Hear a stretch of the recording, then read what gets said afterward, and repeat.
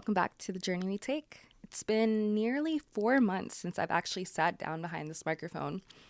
4 months since I've recorded an episode and really shared a piece of my heart in this space. So honestly, I wasn't sure what the first episode back would be because life surely has this funny way of rewriting all of our plans while we're busy making them. The last time we were together, we did talk about the treasures hidden in plain sight. The things that we spend our lives chasing only to discover that they were beside us all along. And since then, life has continued teaching me that lesson, not through any kind of grand revelations or having all the answers, but just through slowing down and through paying attention and actually living through these moments. I've spent these last several months working on my second poetry collection, Where Light Still Lives. And as I've been slowly shaping the manuscript, I've realized something, that these books, the things that we create, they don't just appear out of nowhere, out of thin air. They're not just written for the instance of my book. They are actually lived. And I feel like every poem in this upcoming collection began as a question or as a realization or a moment or something I was just wondering about.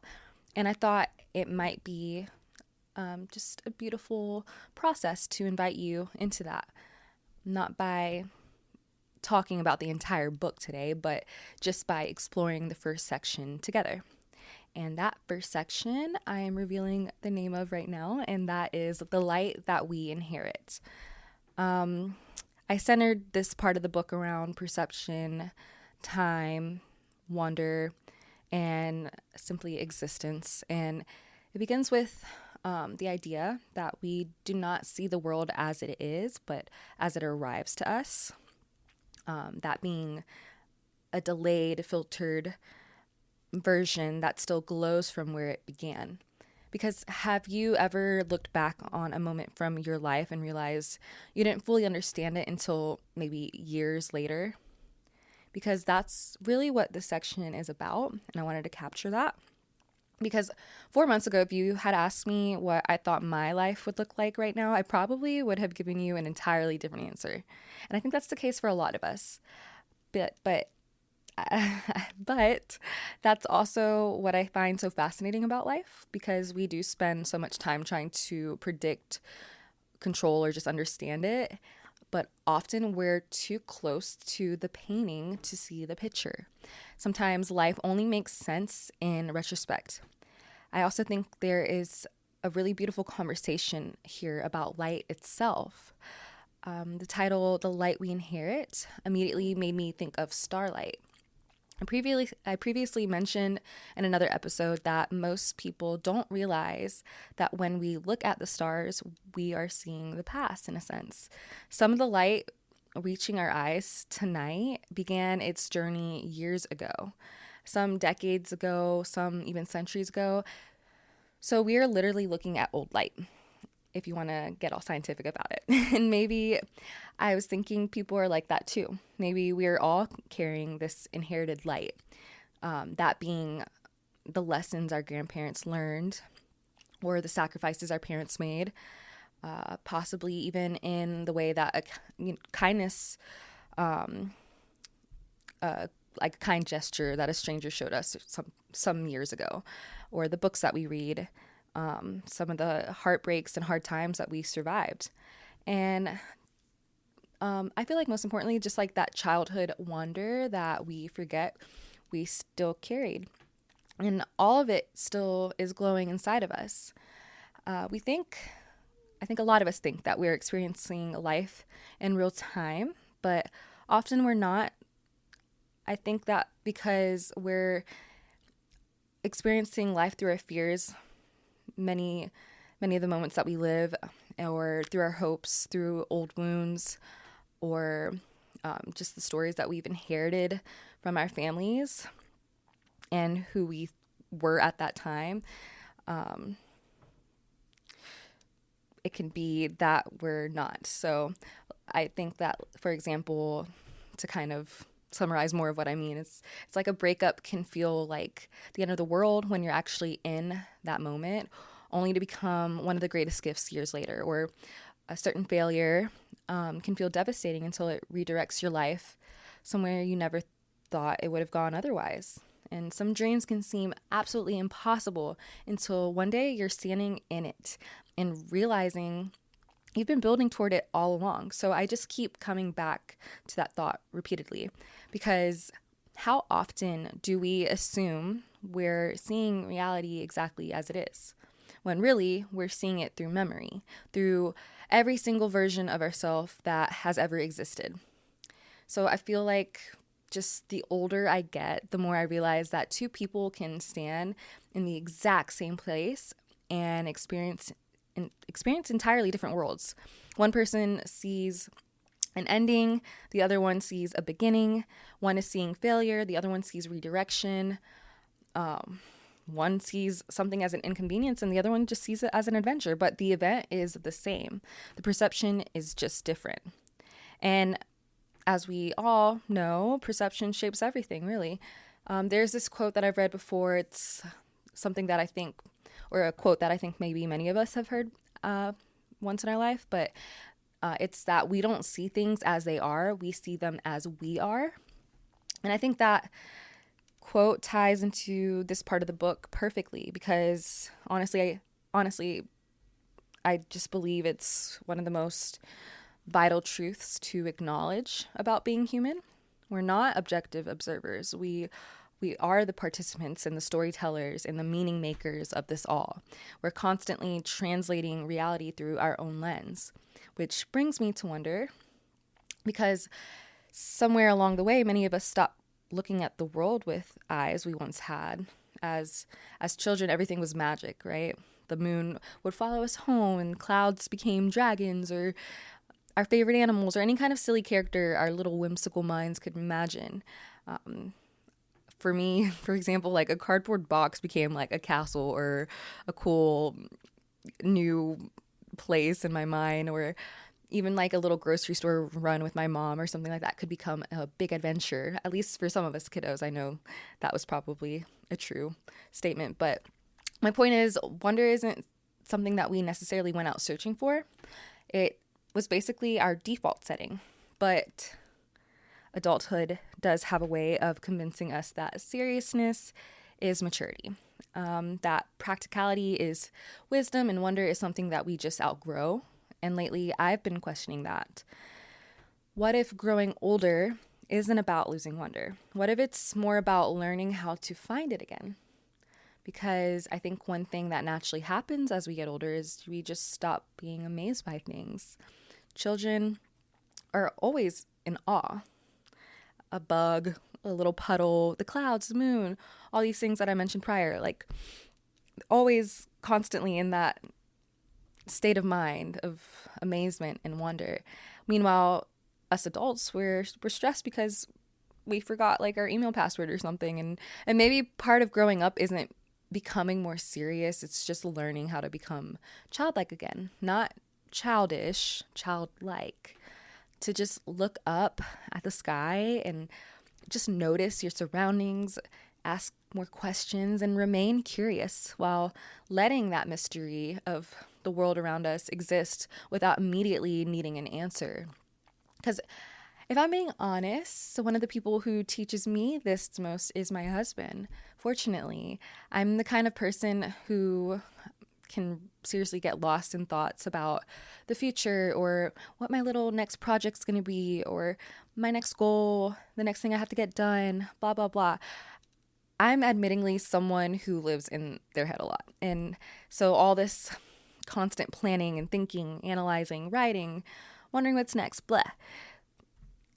And having someone who has this incredible ability to simply be present like him and turn like an ordinary or random drive into an adventure, or be laughing at something completely ridiculous, maybe something that I would have overlooked, too busy doing the overthinking, and just reminding me that life doesn't always have to be analyzed to be enjoyed. This is a beautiful way that I feel like he has to pull me back into the present moment myself, back into that play, back into that wonder that I'm talking about. So I feel like with him, I see the truth that life doesn't always need to be solved. Sometimes it just needs to be lived. And that realization inspired one of the poems in this section. This one is called Sweet Tooth. So I'm going to go ahead and read it to you guys so you guys can get a little glimpse of what this book has within. The sky reminds me of cotton candy, a canvas spun in soft shades I used to chase as a child. Up and down these winding roads, I'm back on a carnival ride. Small hands, wide eyes, laughing like I've never learned fear. And you're my prize, riding by my side, proof that somehow I played the game just right. Tell me, can a heart get cavities? Because life's been sugary sweet, and I haven't known when to stop indulging, letting it melt on my tongue, hoping it never dissolves. And what I love about this poem is that it's really not a love poem. It's not really about romance at all, at least not entirely. It's more of a poem that hints on that wonder that I was speaking of, and about remembering how to play, about how the right people don't just love us, they introduce us to parts of ourselves that we maybe thought we lost. The curious parts and the joyful parts, and that child within us that still lives. And maybe that's part of the light that we inherit too. Not just from our families, but from one another. The people who are in our lives who teach us how to see, how to notice, and just soften and return back to ourselves. But I think too, in a different perspective, that Sweet Tooth, this poem, can also be a declaration of unapologetic indulgence.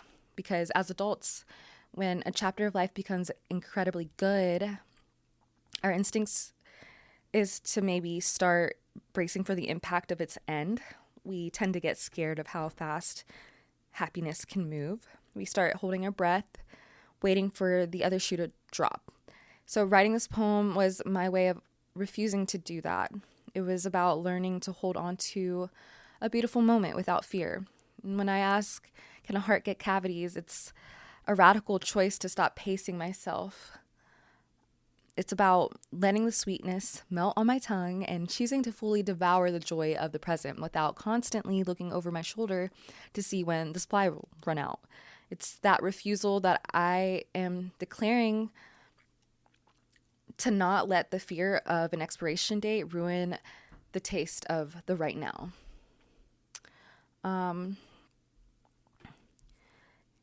Because I think inheritance is bigger than bloodlines. I think we inherit stories and beliefs and the ways of loving each other and seeing and surviving, and also the wonder itself. And that idea led me to another poem, because as much as I am learning to slow down, to be childlike, and to unapologetically devour the sweetness of this temporary life, I'm also deeply aware that my feet don't just walk on today's soil. I feel like a lot of people can relate, but there's this part of me that also feels ancient, just like a part that watches the modern rush and chooses quietude and silence and depth that I feel like gets misunderstood a lot. It's this strange friction of living fully in a young temporary body while carrying a spirit that feels like it has been here 1,000 times before. So this next piece is basically an exploration of that exact paradox. It's called Old Soul, Young Blood. I walk with centuries in my bones. Each step a story stone has known. Footsteps pressed into 30 years, I sip silence like vintage wine, slow and fine, age beyond its time. Starlight over spotlights gleam, a quieter, more honest dream. I feel the longing of what blooms slow, the sting of things we'll never know. While others chase the loud and bright, I drift within the pulse and light, a traveler through each heartbeat's space, hearing words we can't replace. This body, smooth with borrowed youth, a fleeting frame, a masking truth, moves to a rhythm without a name. The sound of relics deep inside, even my dreams wear woven robes, speaking in tongues I never learned. But somehow know. like memory moved by hands I cannot see, yet always understand. Though I burn, alive and fast, chasing moments meant to pass, my spirit stands on older ground, before this flesh, before this sound. So yeah, just going back to that, just this strange contradiction that I've always felt, like part of me is deeply young, still very much exploring and becoming, and other part kind of ancient. As mentioned before, drawn to those old books and old questions humanity has been asking for thousands of years. Like, why are we here? What makes a meaningful life? What remains after everything changes? And maybe that's what being human is. It's carrying both young blood and an old soul simultaneously. So yeah, I think time itself is strange. And again, like the light from distant stars can take years to reach us. Maybe people are like that too, where we are carrying that old light. Just to reiterate that idea, those lessons that our grandmother taught us and the heartbreak that did reshape us. Still glowing and arriving and influencing who we are in a sense. And all those little pieces of people who came before us also doing the same. Maybe that's why certain moments feel familiar before we ever even lived them, or why some places feel like home before we ever even arrived. We're all carrying more than we realize. I truly believe that, which brings me to the final poem I would like to share today from this first section of Where Light Still Lives. And I think this poem is one that perhaps captures the heart of the section more than any other. This is called Soft Oblivion. The wind moves like reminiscence. Through quivering branches, each leaf a thought barely held. They glow against the black canvas above, not for us, but for the soft oblivion. The one that lives right before endings. That soft hour when the sky forgets what color it is. Day hands the world to night with open palms, and gold spills careless across the fading blue into the cupped hands of dusk. We tilt our heads back, not to wish, but to witness. And the stars, both distant and buried beneath our ever-changing form, answer nothing, but shimmer anyway. We count them, not to know, but to remember we are still here, unfinished, but burning just the same. After writing this one, I truly felt like there is something about it that feels like exhaling after holding your breath for so long. I think that's the best way I can put it.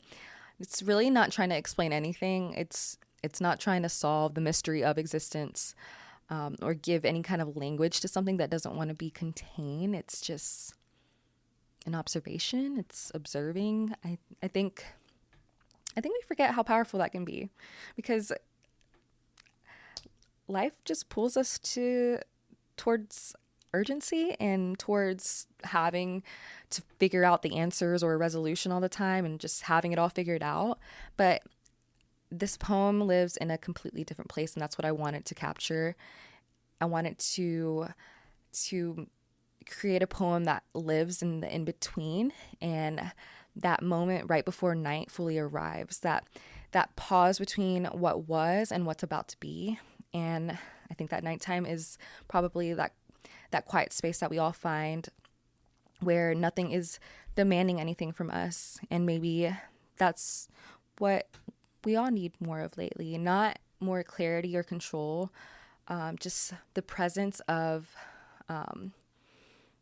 being here now and witnessing, and that permission to give ourselves to not have all the answers yet. When I think about life in that way, it does really soften everything, and even the hard parts or uncertain ones, the parts that just feel like they're still unfolding without telling you where they're going. Because I think a big part of life is just realizing that we're not meant to arrive at understanding all at once.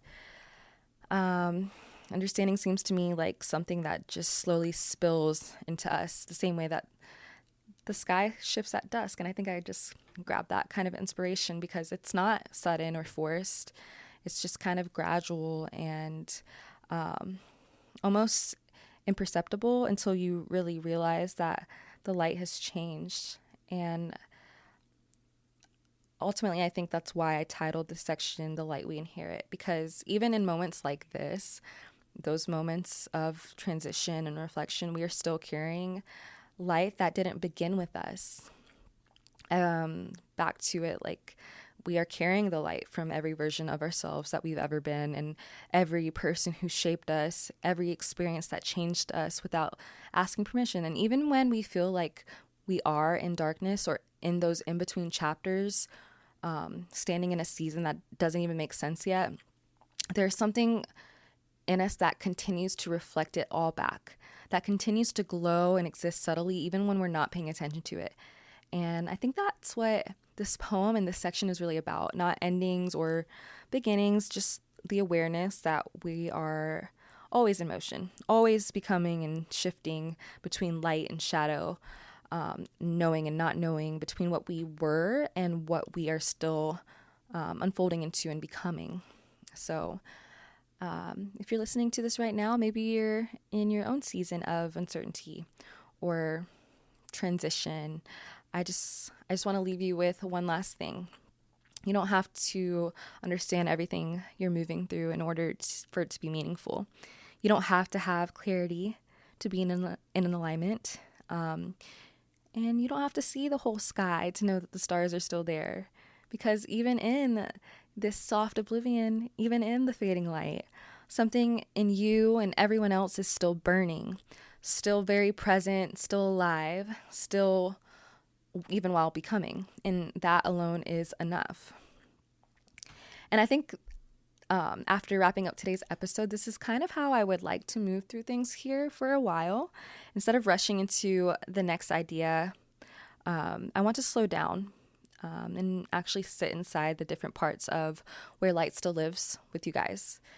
So I think I'm planning on going section by section as I continue this, not as a breakdown particularly, or some polished explanation of this is what I meant. More just like revisiting the moments that really shaped it for me and like to get into my headspace. Because I don't think I was fully aware all the time of what I was processing while I was writing it. A lot of it only seems to make sense to me now, looking back at it with a little more distance. So I guess consider this kind of a soft opening into that process. So I'll be sharing themes and more poems and a little of what was happening in my life and mine while each section was being written, and those things that I couldn't maybe quite name at the time, but somehow still made their way onto the page anyway. So almost like a memory in real time, but with a little bit more clarity now. And I think maybe what's most interesting is that I don't think this is just about my story. It's really not supposed to be. I think as we move through it, you'll probably find your own reflections in there too. Just different lives, same questions, same seasons in different forms. So yeah, I think that's where we'll go next. One section at a time. So no rush. I'm just wanting to unpack it all together as I continue this kind of theme of the next future episode. So thank you guys for joining me back after so long on my first episode in a while. I've really missed these kind of conversations and just kind of letting it all flow out and sharing a little piece of my head and my heart. And I just cannot wait to continue exploring the rest of the book with you in the next episodes ahead. So until next time, take care of yourselves. And also check out thejourneywetake.com if you haven't already. There is a little section in there that is locked by a passcode, but if you guys do a little searching on my Instagram, you guys can uncover what that passcode is, and it'll have a little bit of behind the scenes features that I will be adding to as we get closer to the book release. So stay tuned for all that, and I'll talk to you guys soon. Bye.